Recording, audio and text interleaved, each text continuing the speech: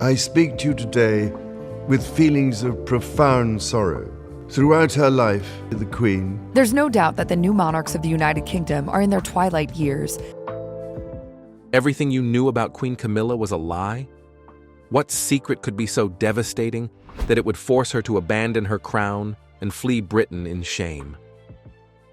The answer lies in a shocking discovery that turned the royal family upside down and changed the monarchy forever. This isn't just gossip. This is the real story of how one hidden truth destroyed a queen and revealed the dark side of royal power. Stay with us to discover the explosive secret that ended Camilla's reign. The hidden warnings everyone ignored. Before that night, when Camilla left Britain with her head down in disgrace, the signs were everywhere. But somehow, everyone missed them, or maybe they just didn't want to see the truth. It all began at Raymill House, Camilla's secret hideaway in the countryside. This wasn't just another royal home, it was her fortress, the one place where she could drop her fake smile. Both Highgrove and Raymill House are in the countryside, but even when Charles and Camilla are in London, they often stay in separate residences. And show her real face. The old house with its ivy walls had seen decades of secrets, whispered conversations, and deals that shaped Britain's future. But those same walls would become her prison. While other royals lived openly in Buckingham Palace or Windsor Castle, Camilla clung to Raymill like it was her lifeline. She threw private dinners there, held secret meetings, and made decisions that sent ripples through the government. Her supporters called it independence. Her enemies saw something much darker, a shadow kingdom operating outside royal rules. What made people really suspicious was how fiercely Camilla protected her privacy at Raymill. Staff had to swear total secrecy. Visitors needed special permission. Even family members couldn't just drop by. This level of secrecy made everyone in the royal circle nervous, but nobody dared question the queen consort directly. The first real crack in her armor showed up during her public appearances in 2024. While Catherine, the Princess of Wales, charmed crowds with her natural warmth and genuine smiles, Camilla looked stiff and uncomfortable. The difference was impossible to ignore. One woman had the magic that made Diana beloved, while the other seemed trapped behind invisible walls of public hatred. The numbers told the brutal truth. Catherine's approval ratings shot above 70%, while Camilla barely scraped 30%. These weren't just statistics. They were the heartbeat of a nation that had already chosen who deserved to wear the crown. Behind palace doors, the tension was reaching a breaking point. Princess Anne, famous for speaking her mind, started voicing serious worries about Camilla's growing power. She feared the monarchy was losing its way and forgetting its duty to serve the people. Prince William watched with growing alarm as rumors spread about Camilla trying to get official royal jobs for her own children. The atmosphere inside Buckingham Palace became electric with unspoken conflict. Hallways that once buzzed with ceremony preparations now echoed with hushed whispers and nervous looks. Staff walked on eggshells, sensing something big was coming but not knowing when the storm would hit. Charles was caught in an impossible trap. His love for Camilla had kept him going through decades of public attacks and family pressure. He had fought harder for her than maybe any king in history. But as the evidence piled up and pressure mounted, even his stubborn loyalty started to crack. Nobody realized these weren't random problems. They were pieces of a puzzle that slowly revealed the truth about Camilla's carefully built image. Every awkward public moment, every whispered concern, every polling disaster was another nail in the coffin of her royal dreams. The stage was perfectly set for disaster. All it needed was one final revelation to turn whispers into screams and suspicions into cold, hard facts. That revelation was hiding at Raymill House, waiting behind ivy walls and decades of carefully guarded lies. The discovery that destroyed everything. The morning that sealed Camilla's fate started like any other at Raymill House. Gardeners worked on the perfect lawns, cleaners dusted expensive furniture, and security guards watched the estate's borders. Nobody knew that within hours, this peaceful place would become the center of the biggest royal scandal in decades. The discovery happened during a routine check of the house's historical items. Workers were examining old artifacts when they found something that made their blood freeze. Hidden in a private part of the house, carefully concealed from visitors, was an artifact that belonged to Queen Elizabeth II, a piece of royal history that had no right being in anyone's private collection. This wasn't some forgotten trinket or misplaced decoration.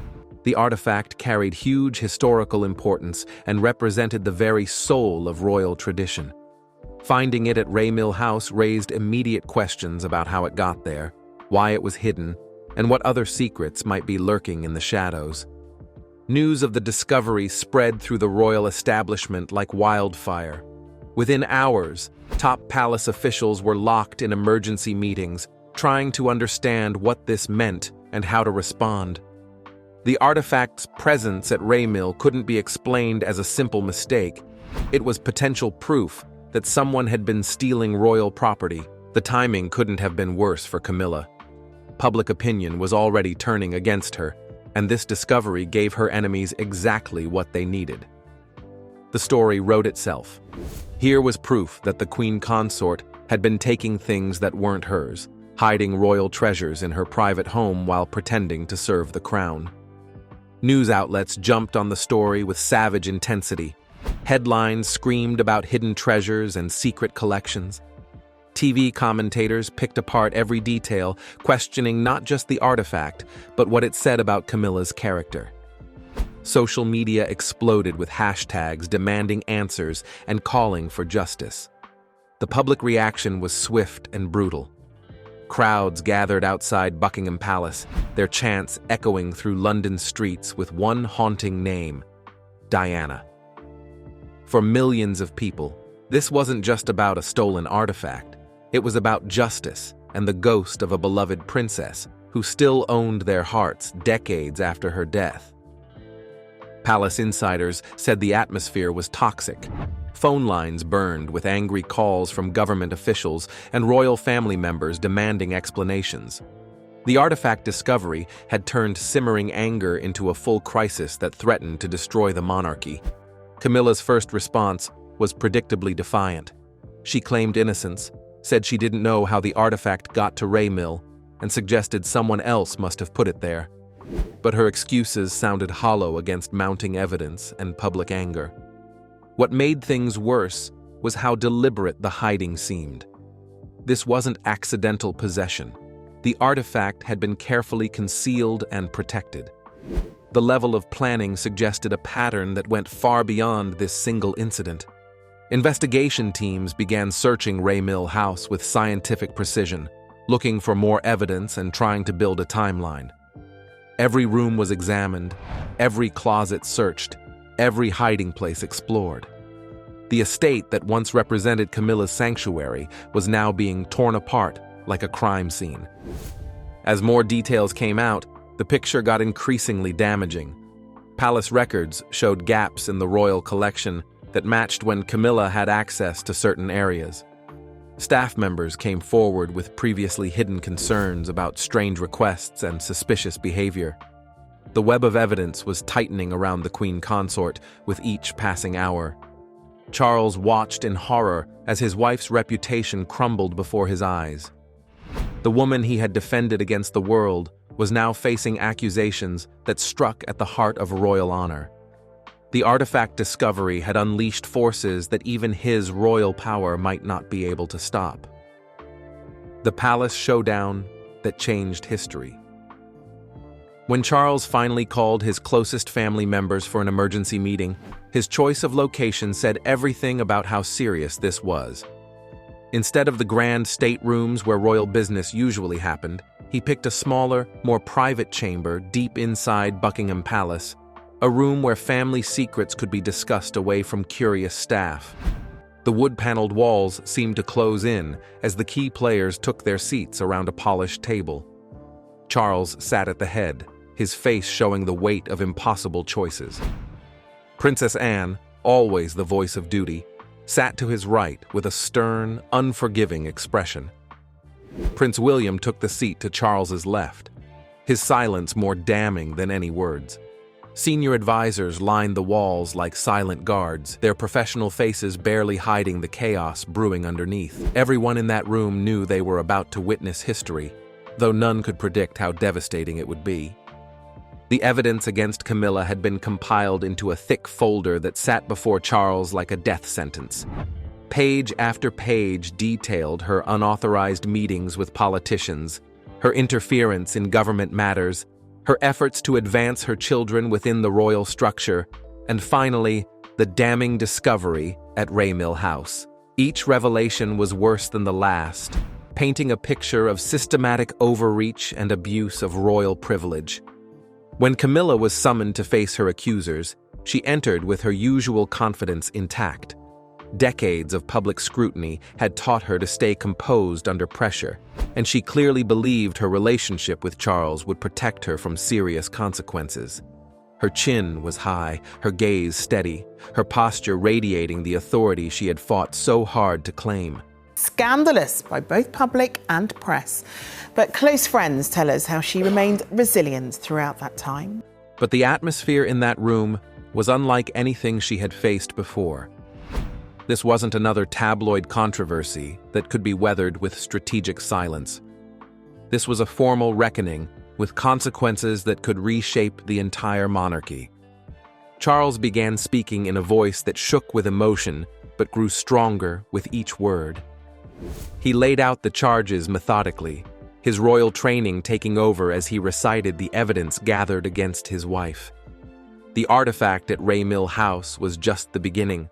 The investigation had uncovered a pattern of behavior that violated the basic principles of royal service.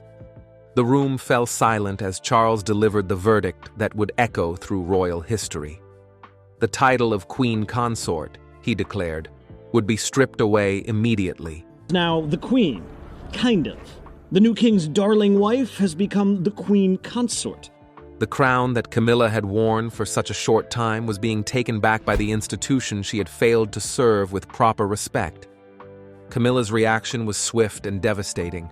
The composed mask she had worn for so long finally cracked, revealing raw desperation underneath. "After everything," she whispered, her voice breaking, "after all I have given." The plea was directed at Charles, the man who had promised to stand by her through any storm. But Charles couldn't meet her eyes, staring at the documents as if looking at her might destroy his resolve. Princess Anne's response was typically blunt. "It's time," she said simply, her words carrying the weight of centuries of royal tradition. There was no emotion in her voice, no personal hatred, just the cold reality of what had to be done. William's continued silence was perhaps the most powerful statement of all. His refusal to speak, his steady stare, his obvious disgust said everything that needed saying. In his eyes, Camilla could see the ghost of his mother and the future of a monarchy that no longer had room for her ambitions. The formal removal of titles began immediately. Palace staff were already removing Camilla's symbol from official documents, taking down her portraits from state rooms and updating royal websites to reflect her new status as a private citizen. The speed suggested that preparations had been underway for some time, waiting only for Charles to make the final decision. As Camilla left the chamber, her footsteps echoed in the silence like a funeral march. The woman who had entered as Queen Consort left as nothing more than Charles's wife. Her royal authority vanished like morning mist. Behind her, Charles slumped in his chair, the weight of his decision settling on his shoulders. The confrontation was over, but its consequences were just beginning. Word of Camilla's downfall would soon leak to the press, setting off a media storm that would dominate headlines for weeks. The monarchy had made its choice, prioritizing survival over personal loyalty, but the price of that decision was yet to be calculated. The aftermath, that split Britain in half. News of Camilla's dramatic fall swept across Britain like a storm, sending shockwaves through every corner of society. In mere hours, crowds had gathered outside Buckingham Palace, swelling as news spread via social media and live updates. The atmosphere was electric, charged with anticipation, outrage, and jubilation. Outside the palace gates, Diana's supporters came in droves, holding photos of the late princess and lighting candles. Their chants of justice for Diana echoed across London, haunting and fervent. It takes you, it transports you back 25 years, and instead of being 25 years, it's like yesterday. Hashtags like #QueenNoMore and #DianaVindicated went viral within minutes, creating a digital chorus that mirrored the street drama. People weren't just spectators, they were participants in a historic moment of public judgment. Yet not everyone rejoiced.